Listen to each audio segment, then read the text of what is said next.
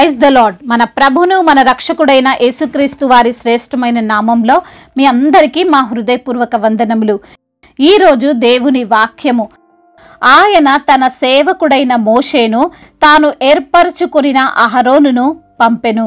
కీర్తన గ్రంథము 105వ కీర్తన 26వ చరణం. He sent Moses his servant and Aaron whom he had chosen. Psalms chapter 105 verse 26. ఈ రోజుకు గాను సర్వోన్నతుడైన దేవుడు మనకు అనుగ్రహించిన వాక్య భాగమును బట్టి ధ్యానించుకుందాము. ప్రభునందు ప్రియమైన సహోదరి సహోదరులారా, దేవుడు ఆయన బిడ్డలైన వారు సమస్యల్లో ఉన్నప్పుడు ఆయన చూస్తూ ఊరుకోడండి. ఆయన అలా వదిలేయడండి. తప్పకుండా ఆయన సహాయమును పంపుతాడు.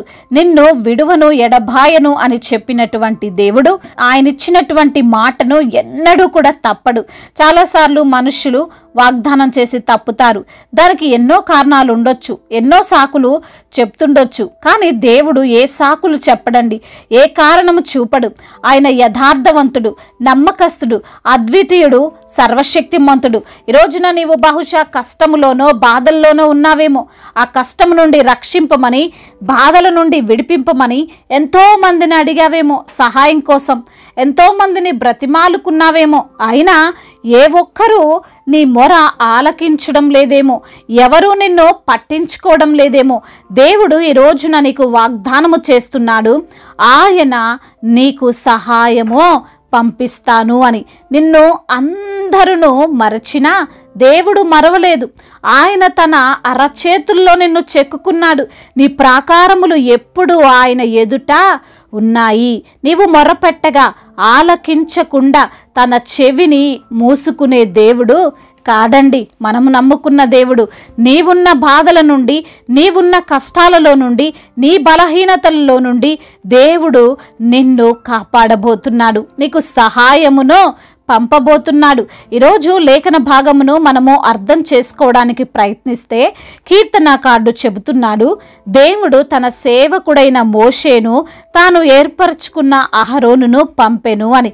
ఎక్కడికి పంపాడు, ఎందుకు పంపాడు అని మనం చూస్తే, వీరిని ఐగుప్తు దేశములో ఉన్న ఇజ్రాయేలీల వద్దకు పంపినట్లుగా మనం చూడవచ్చు.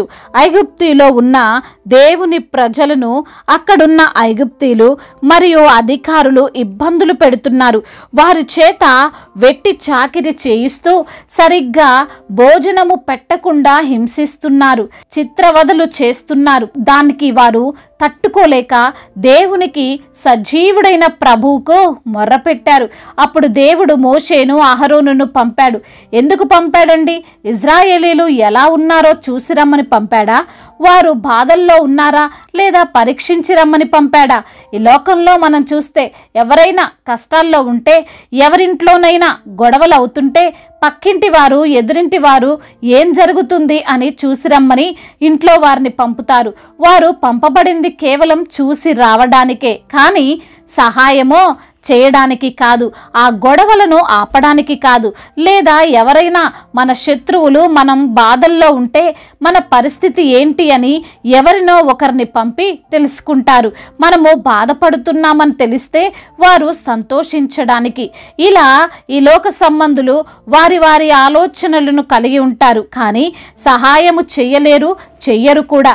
కానీ మోషే అహరోనులు ఇద్దరు అన్నదమ్ములు దేవుని చేత ఐగుప్తుకు పంపబడింది చూసి రావడానికో కాదు, వారు బాధపడుతుంటే చూసి ఆనందించడానికి కాదు, వారు ఎలా ప్రార్థన చేస్తున్నారో పరీక్షించడానికి కాదు, వారి కోసం ఫరోతో పోట్లాడడానికి, వారిని విడిపించడం కోసం, వారిని ఆ బంధకాల్లో నుండి రక్షించడం కోసం వారిద్దరూ పంపబడ్డారు. అయితే అన్ని లక్షల మందిని కాపాడడానికి, శక్తిగల ఫరోను ఎదిరించడానికి దేవుడు సైన్యములను పంపలేదు. వేల మందిని ఆ దేశంపైకి దొమ్మిగా పంపలేదు. కానీ కేవలం ఇద్దరిని ఏర్పరచుకున్నాడు. ఇద్దరు మాత్రమే చాలు అనుకున్నాడు. అంటే మనం గ్రహించవచ్చు, అర్థం చేసుకోవచ్చు, దేవుడు వారిద్దరికి ఎంత బలమిచ్చాడో, ఎలా వారిని శక్తితో నింపాడో మనం చూడవచ్చు. దేవుడు వారిద్దరి ద్వారా ఇజ్రాయేలీలను విడిపించాడు, రక్షించాడు, వారిని చెరలో నుండి బానిసత్వములో నుండి కాపాడాడు. ఈ రోజున ఈ సమయమున ఈ మాటలు వింటున్న ప్రియమైన సహోదరి సహోదరుడా, నీవు పెడుతున్న మొరను దేవుడు వింటున్నాడు.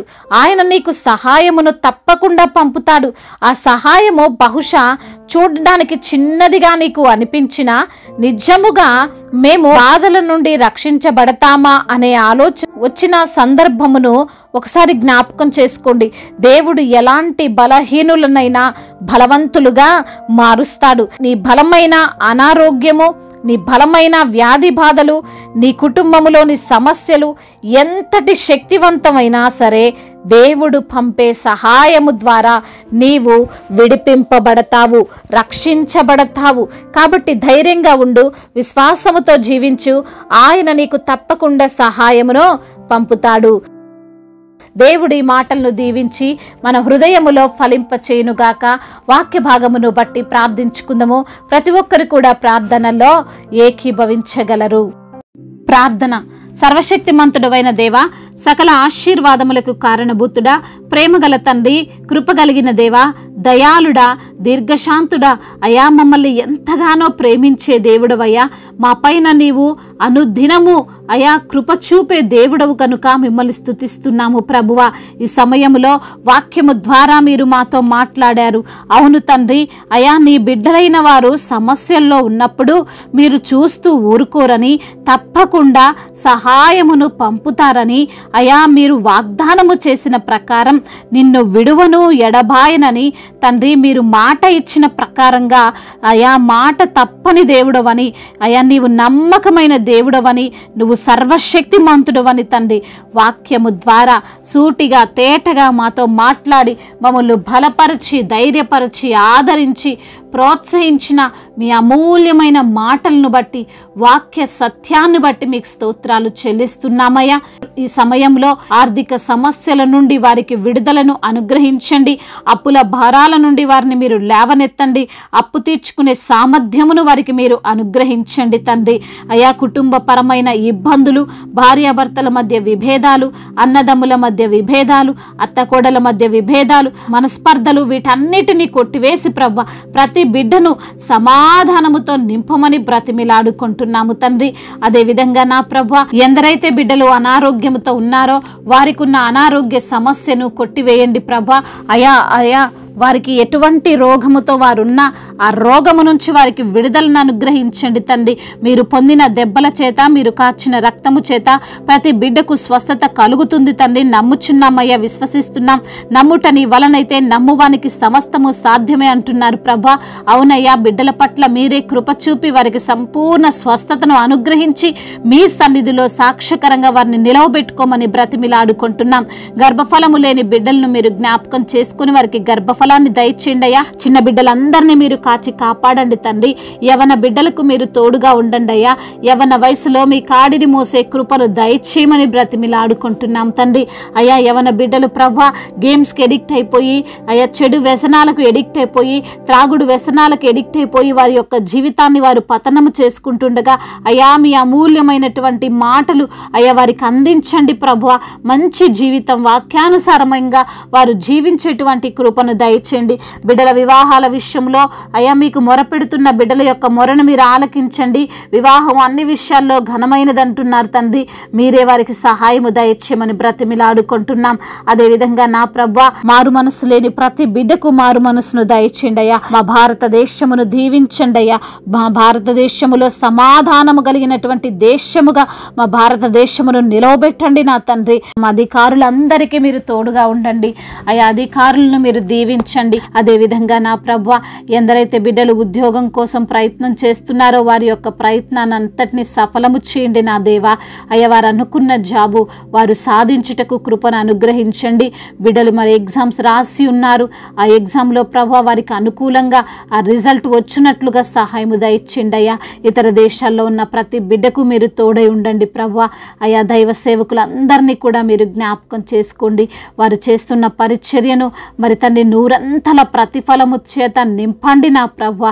అవును తండ్రి, మీ సేవ చేస్తుండగా వచ్చే ఇరుకులు, ఇబ్బందులు, అయా ఆటంకాలన్నిటి నుంచి కూడా విడుదల దయచేయండి. ప్రతి అవసరతను మీరు తీర్చమని అయా మీరే తండ్రి వారికి సహాయమును అనుగ్రహించమని బ్రతిమిలాడుకుంటూ తండ్రి ఇంతవరకు చేసిన ప్రార్థన అంతటిని మీ పాద సన్నిధిన చేర్చుకోమని మా కొరకు రానయ్యున్న నజరేయుడైన యేసుక్రీస్తు వారి నామములు ఈ ప్రార్థనను అడిగి వేడుకొని పొందుకొని ఉన్నాము మా ప్రియ పరలోకపు తండ్రి. ఆమేన్. ఈరోజు పెళ్లి రోజు మరియు పుట్టినరోజు జరుపుకున్న వారందరినీ దేవుడు దీవించి సకల మేలులతో, సకల ఆశీర్వాదములతో, కృపాక్షేమములతో, శాంతి సమాధానముతో దేవుడు మిమ్మల్ని నింపునుగాక. మీ యొక్క ప్రార్థన అవసరతలను మాకు తెలియజేయగలరు. మీ కొరకు మేము తప్పక ప్రార్థిస్తాము. మొదటిసారిగా మన యొక్క ఆదరణ వాక్యం చూస్తున్నట్లయితే తప్పకుండా సబ్స్క్రైబ్ చేసుకోగలరు. ఈ వాక్యం మీకు ఆశీర్వాదకరంగా ఉండినట్లయితే అనేకులకు కూడా ఈ వాక్యాన్ని పంపి మీరు కూడా దేవుని యొక్క రాజ్య సువార్తలో పాలిభాగస్తులు కావాలని దేవుని పేరిట మనవి చేసుకుంటున్నాను. మీ గాడ్ బ్లెస్ యు ఆల్. దేవుడు మిమ్మల్ని దీవించి బలపరిచి స్థిరపరచునుగాక.